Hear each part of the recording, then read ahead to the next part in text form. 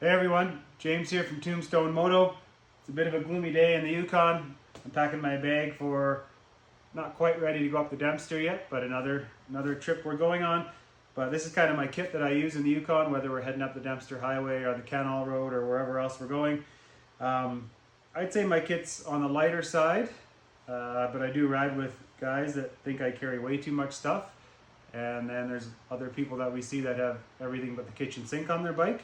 So I'll go through it and kind of just show you what I put on my bike for riding in northern areas like the Yukon. So I have an extra base layer that always stays nice and dry, mainly for around camp. And I also carry always a knit cap or a toque. I got my rain jacket, which typically lives in my backpack with me. I have a down jacket, down pants. Those always come with me regardless of whether it's the heat of summer or not, because it can get cold anytime up on the Dempster. Something that also lives in the backpack is the first aid kit. You want to make sure you have like a bug net. I just use the one that goes on my head. I find that works pretty good. As far as the tool kit goes, JB Weld, of course. What else do we have in here? Oh, we found this really cool tool from Enduro. I think it's a Canadian company. It's great. I think I heard about it when Chris Birch was on a podcast, and it has pretty much everything you need, or a lot of what you need. The only thing I added to it was a 12 mil socket. It's got an 8 and a 10. It's got all kinds of good functionality, and it's super light, so that's from Enduro. A couple wrenches. The kit is specific to the Tenere because that's what we run, the T7. So we have a T7 tire iron. I like the Bead Buddy for changing tires, and the Bead Pro tire levers. Of course, a ton of zip zap straps. So I got some on the bike, some in the kit. There's a bunch everywhere. A mini compressor. I always bring 2 tubes. We see a lot of people with extra tires strapped to their bike. I don't think it's really necessary to bring full-on extra tires, even going all the way up the Dempster. If you run a high-quality tire and good pressure, then I think getting away with tubes is perfectly fine. I run a rear and a front. What else here? So I think it depends on how much comfort you want to give up in terms of like what dictates how big your kit's going to be. I find the older I get, the more I value a good night's sleep on a trip. So I use a real tent. So this is an ultralight tent for Big Agnes. It's actually a 2-person tent. I'm kind of a bigger guy, so I go with a full 2-person tent. It's still quite light. One thing I don't leave home without anymore is my inflatable camp pillow. It's a bit of a luxury, but it's really, really nice to have versus trying to bundle up clothing or whatever under your head. The sleeping bag I use is from Rab. It's a -5 rated neutrino, which is a great sleeping bag. And then the other thing I don't skimp on anymore is a good quality, comfy mattress, air mattress. So this one's from Nemo. As far as cooking goes, instead of the jet boil, which I really do like, I go with this small titanium pot, really small Snow Peak stove. I generally don't need more than a couple days of fuel, so one of these will get me through, or even probably the bigger one or 2 of those. I'm pretty happy with just carrying a couple days of food on most trips up here, unless I'm disappearing in for a while and I'm not going to be around food. A couple days usually gets me by.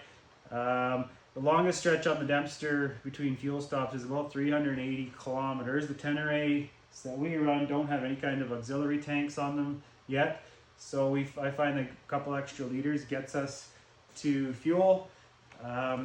I like to run kind of more of a motocross helmet with goggles versus an adventure helmet, so I'll bring an extra set of goggles. And I also really like to bring a set of these kind of salmon fishing fleece insulated rubber gloves for when it's really wet.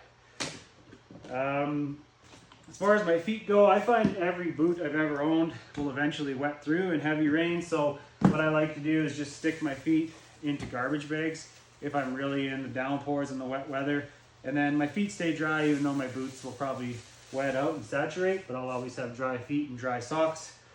Some of the things I always carry on my person, usually in my pockets, are my satellite communication device. I prefer the Zoleo up here in the Yukon. I found it's a little more reliable and cheaper to run than the InReach Mini. The other thing I always carry on my person is a rat's tourniquet. So you can get these at kind of military first aid supply places or really good pharmacies, and then a pressure dressing just to control bleeding if I have bleeding and I can't move or I can't get back to the bike, to my first aid kit. So the tourniquet sticks with me, the communication device is always in my pocket, and the pressure dressing. What else we got here? So I got a titanium spork. I run about a 30-liter bag with a 3-liter water bladder in it. So I'll have extra clothes in here. I'll have my bear spray in here with me.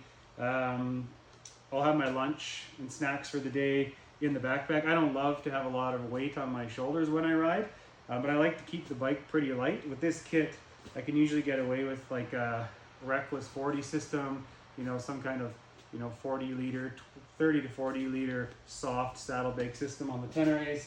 I don't run a tank bag. I keep what I need in my backpack.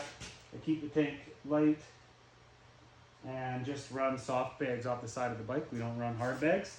But that's about it, really. Like I said, I see people come up with really big loads and really bikes that are really loaded down.